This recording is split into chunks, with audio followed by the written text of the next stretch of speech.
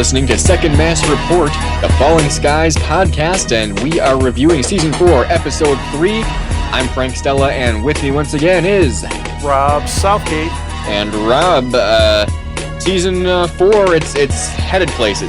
I was wondering kind of, are they going to be stuck in that ghetto camp this whole season? Is that what we're going to see? But they got out of that pretty quickly. Well, they didn't get out of it, but it seems like they're moving on from that pretty quickly. Yeah, they didn't stick around for too long, so I'm kind of enjoying the fact that, everyone is kind of split up. It's keeping us challenged, but I was hoping and assuming that we wouldn't have been there forever, so looks like they performed their escape. And what was your overall impression of the episode?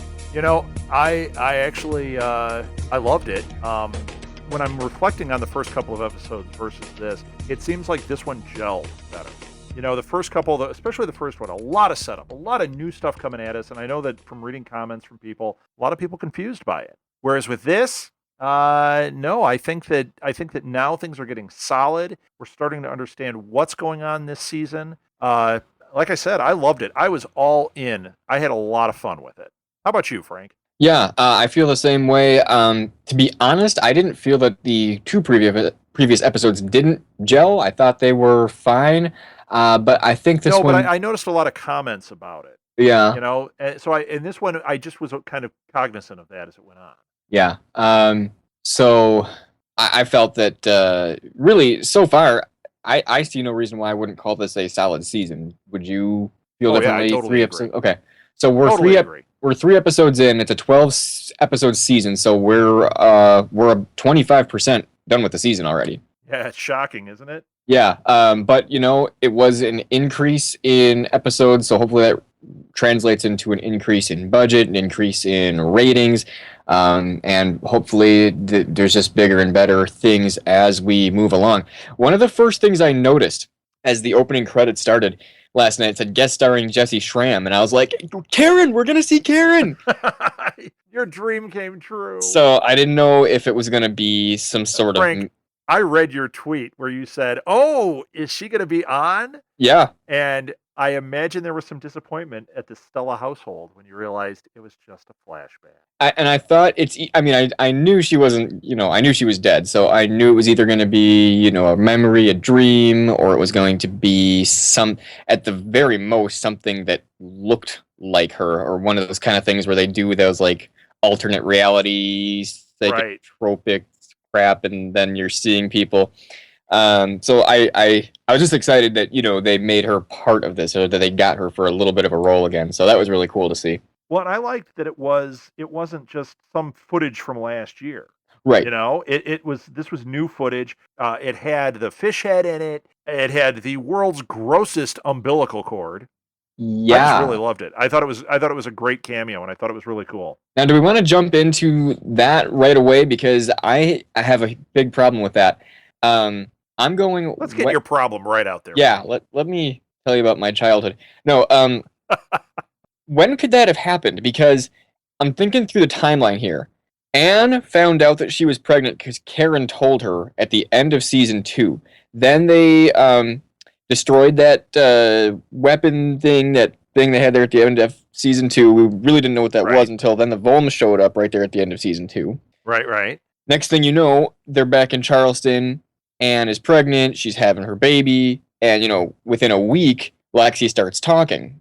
Right. But when exactly did this happen? The s4e3 did not kidnap Anne and Lexi until after Lexi was born. So I don't know when that could have happened.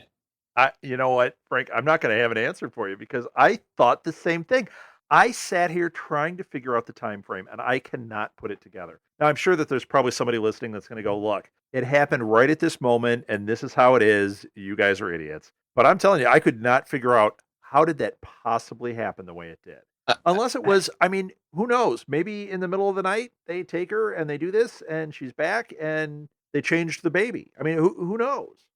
I'm just trying to think of how long it would have taken for that process, that umbilical-looking weird mutation-y thing to take place. Because, well, now maybe that was quick. Did that all just maybe take all place it was doing was maybe it wasn't an umbilical as much as it was just feeding information or changing the DNA of the baby. That could have been, for aliens, it could have been 5 minutes, for Maybe all we know. could have been, maybe the entire process of kidnapping Anne in the middle of the night, taking her to an alien facility, doing that whole transaction, and then bringing her back, erasing her memory.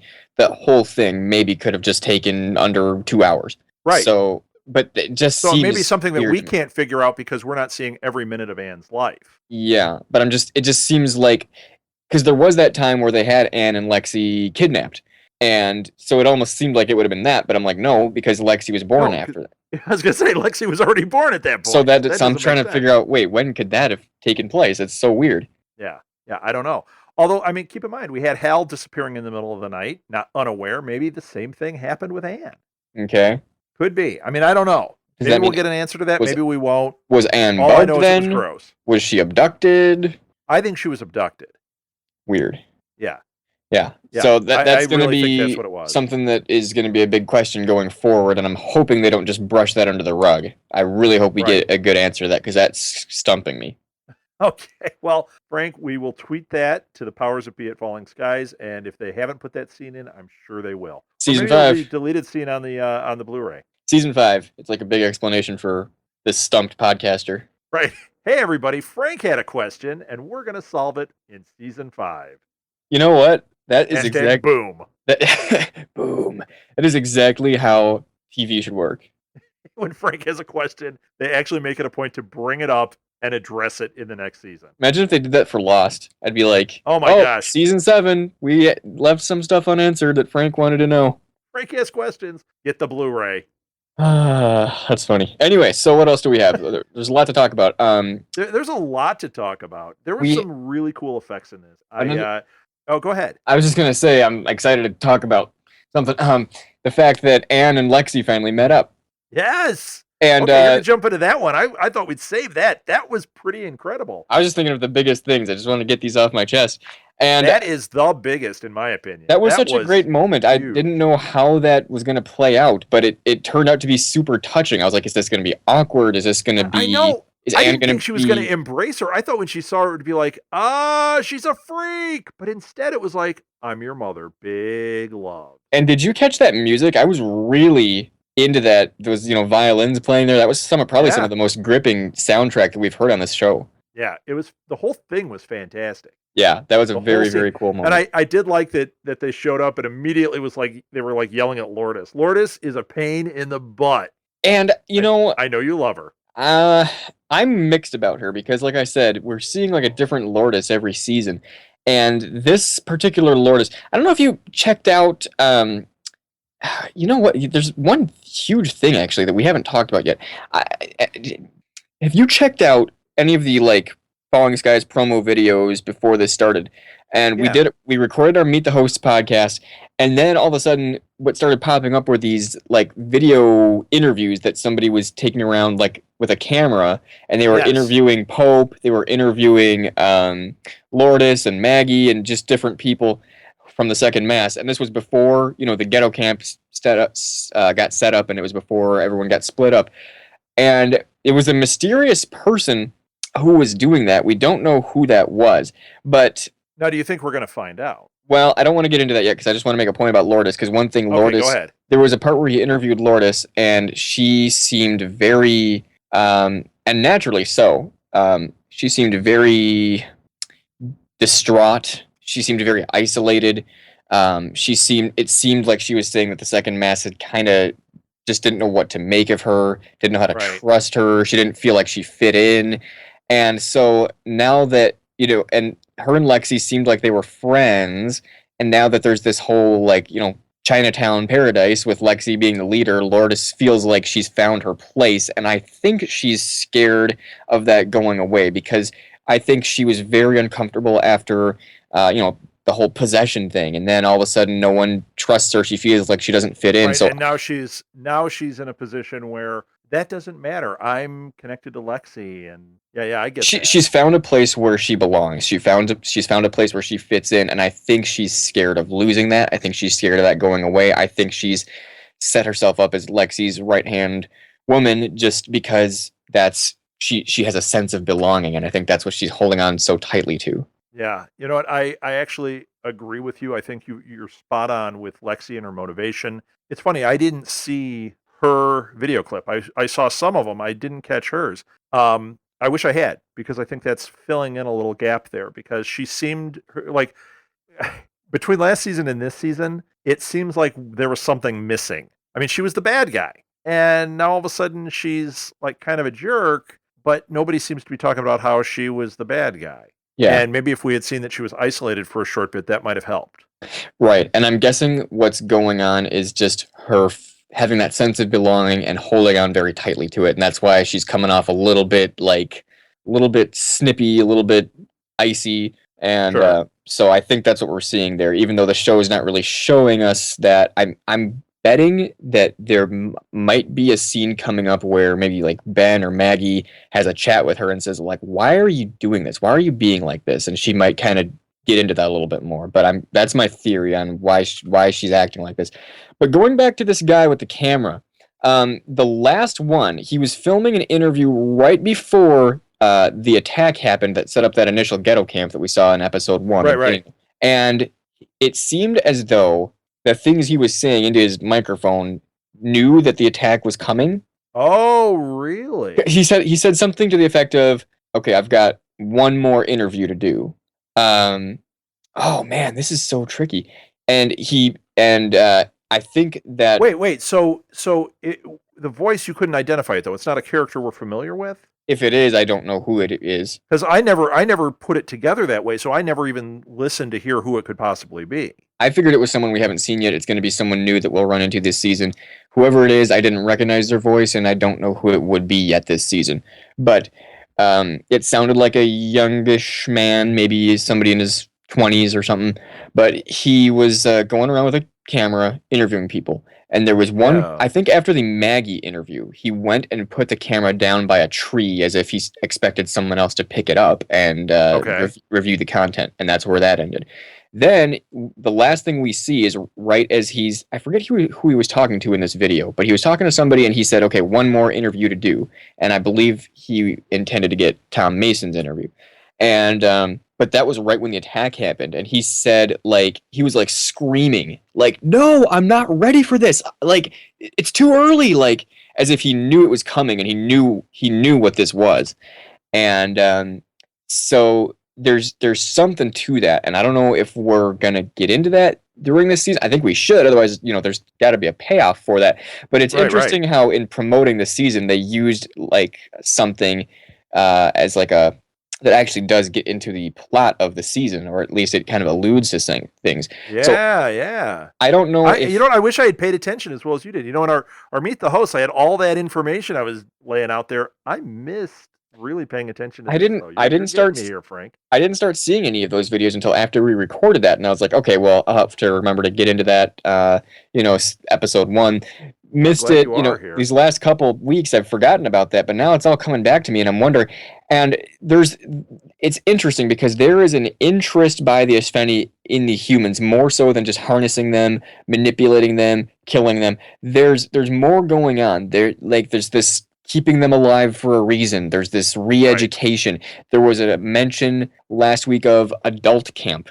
We don't know what that is. I thought maybe that would mean they were going to go get killed. Like adult camp was just like a nothing, and it meant they were going to just.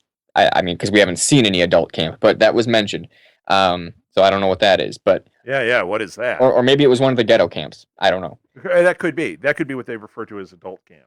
But what we are seeing is the Espheni aliens taking an interest in humans. They're not just manipulating them with a harness or a eye worm. They're not just killing them. There's something going on. We talked last week that might be tied to Lexi, and I still think that's true. But I'm wondering if this guy going around with a camera was getting information on people. Maybe they're establishing whole like personnel files, and they want to Right. get, maybe they're trying to get information on people. They're trying to understand their motives. They're trying to understand personal Yeah, details about their lives. instead of what they were doing before, which was just taking and harnessing, now they're actually trying more of a psychological approach with them. That's a really interesting thought. But it seems to me that this guy was recording these videos for the aliens. Seemed like he was Right. trying to get information for them. That's the like sort of the unsaid assumption based on the way he acted with those videos, leaving that camera by a tree. Because he was telling people like, "Oh, I'm just recording a little documentary." That's Yeah, kind of yeah, like what he was saying. but he was But gathering information is he was really what it appears to he was be. gathering information and he was giving it to someone, and he knew about the alien attack, and he was saying it's not time yet, or he said like it's too soon. I haven't finished yet. He said something to that effect, and so he knew something. I mean, Wow. there was something going on there. So I'm interested to see who that person is. Is he in the ghetto camp with the others who just escaped? Did he die during the initial attack there? I don't know, but there's something to that, and I'm looking forward to seeing what that's going to be as we progress into the season. Wow. Wow. You know what? Now I'm going to go out and watch those videos. I got to go back and watch that and really see if I can figure anything out because that really eluded me, man. Yeah, we might have to round those up and post them to the Facebook or Twitter. Yeah, yeah. Well, the other thing is I'll see if I can find a link and maybe put it on Tumblr so they'll all be in one place there too. So we'll just once we find them, we'll put them out on all our different social media. Okay, sounds good. So So follow the Twitter and we'll tweet out that we did it. so speaking of the kids camp and Yes. youth camp, we saw Matt get into trouble taking the fall for, I forget her name, his little sweetheart with the wire cutters. Yeah. Yeah, not the brightest move. I guess when she thought, "Uh-oh, I have made a mistake," she thought, "Well, let me at least get this out from under my bed, and we'll put it under somebody else's bed, and hopefully, Right. at least it's out from under my bed." And you know, as Tony Stark would say, not a great plan. So I don't Matt, remember Tony Stark in this. what? I'm kidding. Go ahead. Not a great plan. Right. So we see Matt get into trouble. Looks like they're taking him there at the end. We saw them. Looks like they were escorting him to I don't know what detention or solitary something. I Yeah, yeah. don't know. I was thinking it was some kind of solitary or something. Yeah, gonna take a Taking him to time, the shoe. taking him to a timeout or something. But Right. we saw in the previous episode. Tom begged Cochise to go after Matt and see if he could help him out. And Right. I this whole episode I was going, come on, where's Cochise? I want to see the payoff No of that. kidding. And then all of a sudden, there at the end, we see, that the way the camera was Him looking through watching. that viewfinder, and I was like, "That's Cochise right there." Yes, there he is. And Doug Jones has like one line the entire episode. He's just like Tom Mason. Oh, I was sucks." waiting for it the whole time too. It was awesome, wasn't it? I would like to ask Doug Jones, how much fun is it to put on all that makeup and go through all of that for one line. line? Yeah. Oh, but you know what? It was so great. It was like we were just I was waiting for him the whole time, and when it showed him and he was watching Matt, even though it was so tiny, and you wanted more, it was such a great payoff. Because Yeah. actually, I think the reason it was such a great payoff is we know that we're coming up on a big Cochise episode. I have a feeling. I hope so, because so far he's been in each episode so far, but he's had very little screen time. He's had very few lines. A quick chat with Tom here and there. One thing where he's like, "Oh, the boy wonder." But so I'm hoping that we have Good a. impression. Thank you. I'm hoping we have a big like Volmy episode with all kinds of guns blazing and cool technology going on. I would love to see, and this is something I don't think we have seen. I would love to see a conversation between Volm and Fishhead, Oh, wouldn't you? That would be awesome. because we've seen. Now, would they? Do you think they'd have an intermediary like they do with the humans and the fish head?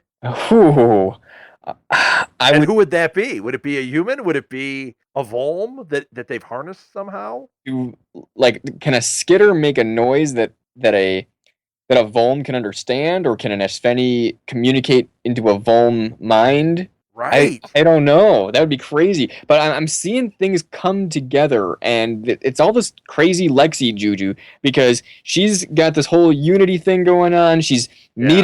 meeting with the fish heads. She's bringing the Espheni together. All of a sudden, and she's got those three ring looking things. And she was Yeah, like, that Unity thing. Now that didn't show up in this one. I mean, it showed up, but it wasn't prominent. She babbled on about it a little bit. She was like teaching some class or something, and she's like, "Oh, this represents the blah blah," and I was like, "What are Yeah, you but it talking?" wasn't right, right. She brought it up and it was kind of there, but in the previous episodes, like we saw like major shots of this thing. Like they really focused on it to lay it in there. Now they've kind of put it a little more to the background, I think. Uh, and once again, I think that's a story that's going to unfold big time in the next couple weeks. I hope so. But I'm seeing things coming together. Kochi's talking about a greater enemy, and let's talk about unity. And I'm going, are we going to see Ashfeni humans and Volm unite against a greater enemy? How's that going to Right. look? What's the chemistry going to feel like? What are the conversations going to feel like? So I'm really excited to see what those bring to the All right. table. Yeah, yeah, yeah. Oh, it's got me all excited. I can't wait. Yeah. Now, the thing is, we're getting all excited, but then watch. None of that's what's really going to happen. We're going to be like, oh. Or like 5 episodes are going to go by of like, when are we going to earn? Yeah, Like, right.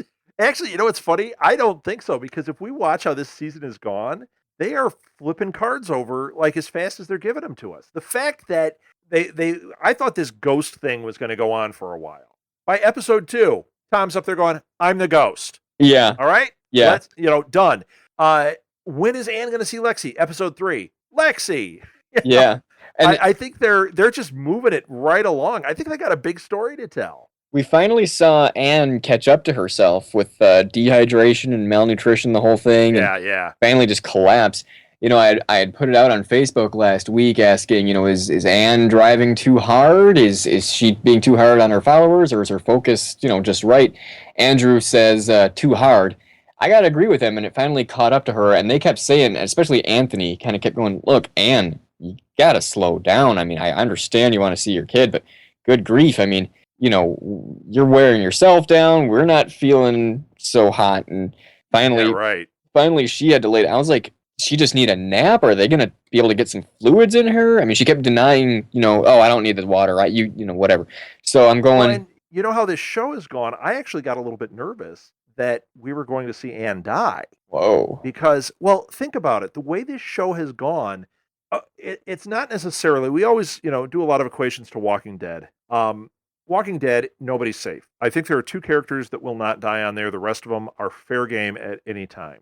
On this show, aside from Tom, I think they're all fair game. I would not be surprised. We had all that focus on Anne for a couple of episodes where we saw her like taking charge and trying to get to Lexi and everything. And when this happened, I thought, are they going to have her die just before she gets to Lexi and make the Lexi story, even stronger? I mean, what are they going to do there? And I would not have been surprised. I would have been very sad if that happened because I think Anne is an awesome character, but I don't think anybody's safe, and it might have been. do you think before this series ends that a Mason or Anne is actually gonna die? Because I'm going, I mean, I think a Mason. I think it's almost for sure that a Mason will die. Tom's wife died, but like we never even met her. And then all of a sudden, we got these boys. There's Anne coming into the picture, and and then now there's Lexi. None of them have died or have been in, super danger. I mean, Ben got kidnapped. Hal had the eye. Hell yeah. Well, And actually, yeah, Hal Maxim probably. is now in that weird thing where what, he's actually in danger in there. I think something could happen in there. And he was But I almost don't think he's harnessed. the one that's going to die. Yeah. If I had to place bets, if we had to do a Falling Skies death pool for the end game, I don't think it's going to happen this season. But Hal is the one that's going. Really? Hal would be the one. That's my guess. If somebody is going to bite it, Hal would go first. Interesting. I don't want him to. I would like to see the Masons make it, but I think that is the one. Now, what about Lexi? Because Dr. Kadar said last week, she's a little over a year old, or not even a year old, and she looks like Lexi she's in could her age 20s. out, and she could be gone by the end of the season. I mean, I would not be surprised. She might die of old age right. by next season. By next year, yeah. Right. Yeah, I think if we want to include her in the Masons, I wasn't putting her in the core Masons because she's such an anomaly. If we include her in the core Masons, she goes first, then Hal. Mm. And I think Anne would be around for a while. But this week I really did think it could have been Anne. Things just got really dark on the second mass report. Right. Hey, where's Weaver's daughter? Yeah, where is she in? She was referenced, but she hasn't popped up. She's been referenced in almost every episode. Right. I think she has. And yeah, we haven't really had clues as to her whereabouts. Is she in another camp like Matt? Hey, what if she's old enough and smart enough and has climbed the ranks enough to be one of those team leaders? Oh my gosh. Wouldn't that be horrible if we finally see her and she's one of those team leaders and she's like fully invested in the Skitters and that would be terrible. Because we've kind of thought of Jean as a kid, but she's one of the older kids. I mean, Right. to me, she looks like she's pretty much in the Ben Lourdes Yeah, she was range on the of. cusp of being the one of the adults, and I would say by now, I mean, it's been a year, she's probably there. So I'm wondering, she'd kind of fit that age of being like a team leader. Right. If we're Wow. judging based off of this guy that we're seeing in that I want to smush his face into some mashed potatoes. Yeah. You mean Rolf from Sound of Music? Yeah, exactly. That was one on our when we were tweeting out. We were live tweeting, and Martha, my wife, and I were sitting here live tweeting, and she was tweeting from SMG Pods while I was doing the second mass report. And that was when she saw it. One of the first things she tweeted out was, "Hey, it's Rolf from Sound of Music," cracking me up. I think we said that in the first week, still cracking me up. You could sing to Lexi. You are 0 going on 1. Wow, Frank, I love that. Hey, Falling Skies musical, everybody. the Falling Skies musical. That would be funny. You know what? Let's end that there because if you've listened to other podcasts, you've heard me sing, and it's just not pretty. So, Uh-oh. yeah, All right. so Well, funny though. that would be a cool idea. Anyway. Would that make Anne Maria? And Tom's got all the kids, so Tom is the captain. he's the captain. He's gonna sing Edelweiss. He's gonna sing Skitterweiss. He's got a Skitterweiss. I want him to have like a whistle. Skitterweiss. Oh, Yeah. there And it they all is. come running. Singing. Yeah, they march in. Would that make? Oh, this would be sad if Matt had to be Greta when they sing goodbye farewell. He's the last one to go to bed, and it's all cute and I'd like falls asleep on the stairs. and taste my first champagne. No. Oh man, the Hey, hills are alive with the sound of Volm. the sound of Volm. Would that make Cochise remember the captain's friend that kind of was there and was helping him out and was kind of the liaison? He's the one that got him into the What was big his name? Max? show at the end. Yeah, Max. Yeah, that would be Cochise. The second mass doesn't play. They march. Listen to the second mass next week when we do Fiddler on the Roof. Thomas Tevye. No, I don't want to give any spoilers. But on the other hand, Right. So, okay, Maggie. Maggie is back. She's guns blazing. double fisting the guns, pulls them on Lourdes. I thought she was going to shoot Lourdes. Didn't happen. Dude. I love when Lexi stands there with the gun in her face and she says, "Go ahead and pull the trigger. It's going to be really bad for everyone if you do." Yeah. I don't think that's going to end well.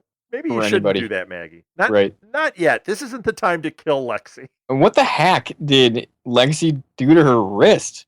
Oh my gosh. Was that like she a grabbed it and crack. yeah? Holy Did she cow. break it? Did she freeze it? Did she burn it? Like what happened? Well, Something she crazy. said it was broken.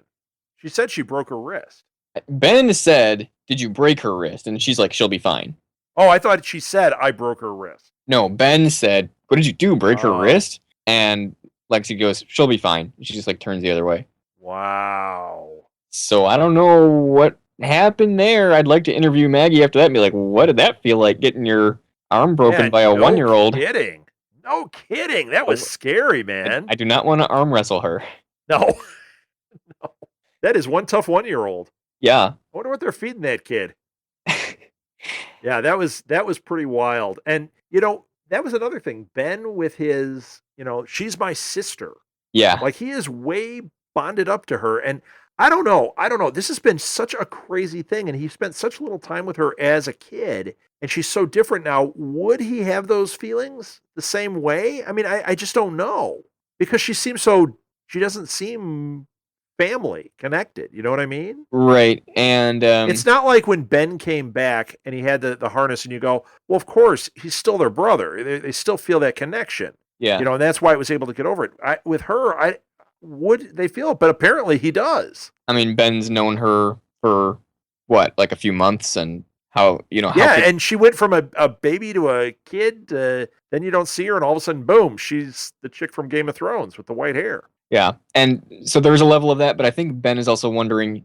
Ben's going. What else does he have to hold on to? I mean, that's the only family he's got around, and he knows he's Do you got. think he is aware or not of the rest of them being alive, even?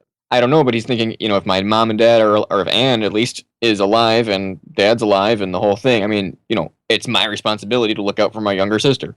Right, So right. sometimes it's Who's not so much who's technically older than me at this point, I think, but okay. or looks older at least, Looks older, right? has an older soul.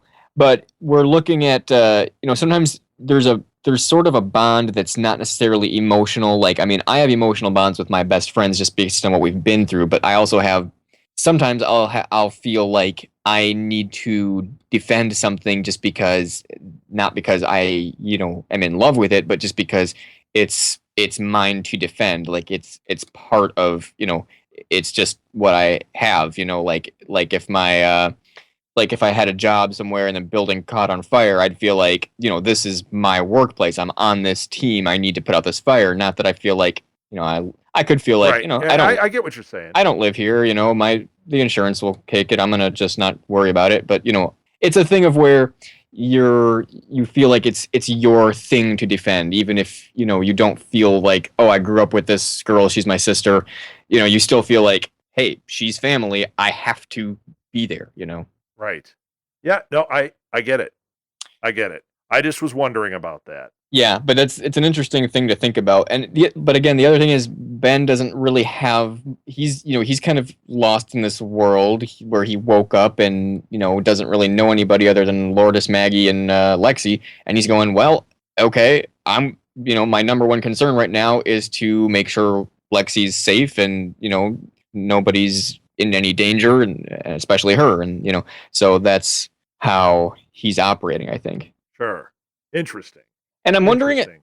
I'm still kind of wondering where exactly they are. They're definitely in some Oriental something. We saw like some Oriental, Yeah, I think. where are they? How far away are they from other things? Although Anne got to them. Yeah, Anne just walked to them. So So they maybe it's not as far. Maybe they just set up that thing that way because that's what Lexi wanted. no, they couldn't have done all that in a couple months. There was like, There used to be a Thai restaurant in Evanston that kind of looked like that on the outside. Maybe that's all they're at is some Thai restaurant. yeah, I'm thinking no, because you see these little things. If you look around the decor of the entire little area they're in, everything's very like Asian.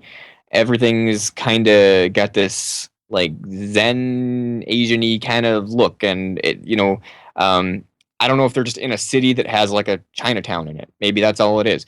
Yeah, Um, maybe that's all it is. Right. that I'm guessing that's what it is, but I think the show is also kind of doing that as a thematic element.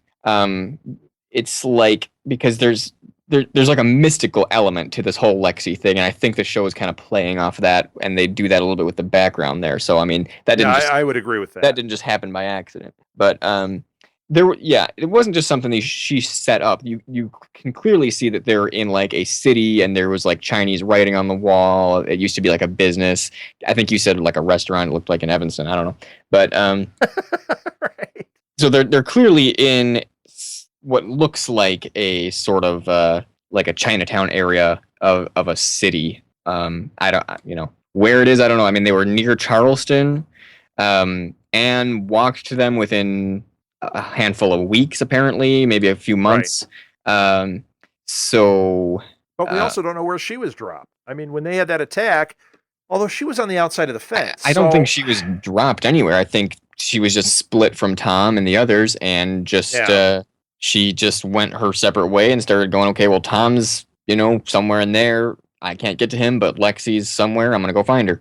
And so, she did, and it apparently was within walking distance, even if you don't. Well, I mean, walking distance is kind of subjective, but it wasn't like she was in China. It wasn't like she was in China where you're not walking. Yeah, right. She had to have been within a couple hundred miles, I would imagine. Yes, I would imagine. It's so strange. We haven't figured this out yet. Yeah. This map of where they're at and what's going on. Right. What haven't we covered, or have we covered it all? Well, like we said last week, we don't know where Matt is. He could be anywhere. He could be out in California. He could be in Canada. He could be in. I'm thinking same thing though. I think he's going to be close, just like they are. I just do. I think that we're going to find out they're all within a couple 100 miles of each other. And I think that's how you're going to end up with them reunited. I think Tom is going to, well, it depends. If Cochise if they had a ship that they could fly to wherever he is, then they could be anywhere. But if the Volm are operating on foot or on horseback, they're close because he was talking to Tom and now he's where Matt is. Yeah. Okay. So he's obviously not, thousands of miles away. Right. Because he's not in China. Yeah, he met with Tom, and then a couple episodes later, presumably, which is just a handful of days, maybe a week or two later, he found Matt. Right. So, and last week when he was on the phone with Tom, he said, "I found Matt." So how far away could he really be? Yeah, I mean, really, if he had a car, he might get there in a half hour, for all I know. Right. Right. So yeah, okay, so good point. So he can't be that far away. What do you think we're gonna see with the Volm? Are they gonna, just secretly extract Matt out of there, or maybe another couple people, or are they gonna just go all in, completely annihilate the powers that be, and just rescue all those kids? I think they're gonna extract. If I had to take a guess, I think they're gonna get Matt out, and I don't know if they're gonna get more out than Matt. You want to know what's gonna happen though? I mean, if one of those kids disappears, it's gonna be hell for those other kids. Oh yeah, for sure. But I'm not sure. I think if they go in there guns blazing and start taking everybody out, I think it puts a big target on them and on everything that's going on. And I think that they're trying to be secretive about all of this. So the chances of them going in guns blazing, I think, are pretty slim. Well, what's going to happen is this. Coachy's going to go in. What's going to happen is this, according to Frank. Okay. He's going to find Matt, say, "I'm here to rescue you. Let's go." Matt's going to say, "No way. You're either taking me and everybody or nobody," because, Matt has an emotional bond to his fellows. He's got his plan worked out of eventually we're going to get out of here and, warn these people, whatever. But I mean, he's on a team. He's made friends with these people. He might have a crush on that character. So he's not going to just be like, "Oh, sure, Cochise, I'll just walk out with you." He's going to tell him, "No, we are going to rescue all of these kids." So that's how that's going to go, and I don't think Cochise is going to just walk away from that. I think he's going to help Matt, and I think you're going to see a big-time rescue next week. Next week? And that's soon, huh? Well, what else is there? I mean, I'm not sure. I'm not sure if it's going to be that soon. We might have a week of them kind of investigating the area, checking it out, and then we're going to get the big rescue episode. But I might be wrong. This might be the big rescue episode. Maybe he'll consult back with Tom now that Tom's free, and they'll do a team effort. Who knows? But pretty soon. And this is one thing I put out on Facebook. After the episode, I said, "How soon is it going to be before we are seeing a grand reunion of everybody?" Right. I put Anne finally met up with Lexi. Tom and Matt may be joining them soon. So, I'm wondering if that grand reunion isn't going to happen until the very end of the season. And, maybe it won't. But again, like you put it, they're flipping these cards fast. True. And, yeah, right. If we go by what I was saying earlier, it'll happen in the first 10 minutes of next week, and then we've got a whole new story going on.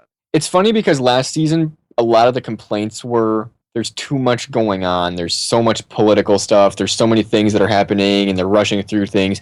And now I'm wondering if they're not actually throwing more at us this season. Except well, they've got a couple more episodes to play with, so keep it on. They do have a couple more episodes to play with, but I think there's a way to fit a lot of things in without underdoing them. Because there was a lot of times where it was like last season, right. Oh wait, Tom's where? Oh, he's coming back from and Pope and him were this and that, and what happened while they were gone, and we didn't see that, but we're just hearing about it now. There was a lot of that going on last season, and this season we are seeing pretty much everything. There's not a whole lot that we're not seeing, there's not a whole lot where it's like someone came back and Tom, here's what happened. We've seen that in a few previous episodes or seasons. Now we're pretty much seeing everything that's going on, and so, but a lot of things are happening. I mean, First they were free, then there were ghetto camps, now they're all scattered, now they're meeting up again, now they're escaping. I mean, it's just 3 episodes and a whole lot of things have happened already. And so I'm wondering if by the end of this season, this whole ghetto camp and Chinatown and the youth camp might be like things of the past that it was like, oh, remember earlier this season when it was all like this, and Right. we wondered if it was going to be like that all season. Wow, we were wrong about that. So I'm wondering if we maybe completely missed that one. Yeah, maybe by the end of the season things will be all kind of completely different. Could be. Yeah, I mean, you're right. Things are moving really fast paced, and so I think we're going to see a grand reunion sooner than later. I really feel it. I feel it coming, and I'm interested to see a conversation between Tom and Lexi. That's gonna be interesting. More of the Ashveni and Lexi would be cool. I alluded to it earlier. A Volm Lexi talk would be good, but really a Volm and Ashveni talk that involves human interaction. I mean, I think we're headed that way somewhere. Maybe in this season. I think so. I think we're headed there this season. Sure. So yeah, a lot to chew on. And so I hope that we are all interested in this season. Hope we haven't, given up on it, because I'm super excited about it, and I hope everyone is on the same page with me. Hey man, I know I am. Good. I can't wait for next week. Good. All right. Wrap it up, Frank. Well, of course, we want to mention our social media places that we're on: Facebook, Second Mass Report, the Falling Skies podcast, also on Twitter at Second Mass Pod, and you can send us an email as well. It's it's not snail mail anymore. That's what the kids are using these days. Email. It is what is our email? secondmassreport@gmail.com. And you mentioned Tumblr. Do we have a Tumblr page? We do. Just look up Southgate Media Group. I believe it's all one word, and that'll take you to our Tumblr page. And right now we're doing stuff kind of slowly with it. We're going to really ramp that up. We're also going to ramp up our Instagram, which for that, let's not worry about that one just yet. We've got a few different accounts. We're probably going to centralize them to one central Southgate Media Group site and then splinter it off from there. But for now, can you tell this is the stuff I have to think about all day? But for now, let's stick with Southgate Media Group on Tumblr. You got Twitter, you got Facebook. We are live tweeting during the show, which has been a blast. And last night, we even got Doug Jones liking our tweets, which was so cool. Yeah. So join us on there and get in that conversation too. Other than that, I mean, boy, we're on iTunes, we're on Stitcher, we're on Podbean, we're on Zune, we're on Intune Radio. We're on like every podcast directory that we can find. And if we're not on one, let us know. We'll get this show on there. And Twitter's fun because it's very interactive. It's easy to interact with people. They kind of set it up to where it's easy to favorite something, retweet something, or just kind of tweet at somebody, direct message somebody who favorited your thing. They make it really easy to kind of just get at people. And you kind of can look out for some of the people who are more chatty on Twitter. Looks like Doug Jones is one of those guys who likes the fan interaction. I'm guessing what he was doing was just running a search on Twitter for the word coaches. Yeah. So I think actually I did at Doug Jones or actor Doug Jones, and that's how he saw it because it showed up in his feed. But okay. He was great. I mean, he was responding, and and a lot of the actors and producers in that are live tweeting during the show also. So it's a way to really communicate with not only us but with the people involved in the show. So pretty Maxim cool. Knight, I think, is another one who's really active, really cool about interacting with fans and just whoever. I think he did he tweeted something about hey, I'll be chatting with you live after the show if you want to shoot me a question or something. I was like, very cool. So Maxim is one of those guys who's pretty interactive. I think a couple of the others are too. I think Seychelle Gabriel, who plays Lourdes, is on Twitter pretty frequently. So it's a cool way to kind of get involved there. But we hope that you'll get on and follow at Second Mass Report and keep up with us there. And hopefully get involved with some good discussions. I'd love to get some more, questions and theories and comments rolling that we can kind of fold into our talks on the podcast and just kind of get more group discussion. Because me and Rob are great, but we think we are. But we would love, we'd love to have it more of a big group forum. I mean, that's my dream. So if you want to get involved and kind of make that dream a reality, I think make Frank's dream a reality. Make my dreams come true, and I think we're gonna have a lot of fun there. I do too. All right. Thank you very much, Frank. You got it, Rob. The Second Mass Report is a production of the Southgate Media Group. Until next time, stay vigilant, stay active, and stay brave. If you would like to donate to help pay for this and other Southgate Media Group podcasts, simply go to our website, southgatemediagroup.com, and click on the donate button. It can be as little as $1 or, well, as much as you want. Help keep this fun going by supporting this and our other shows. Thanks again for listening, everyone. You're the best fans in the world.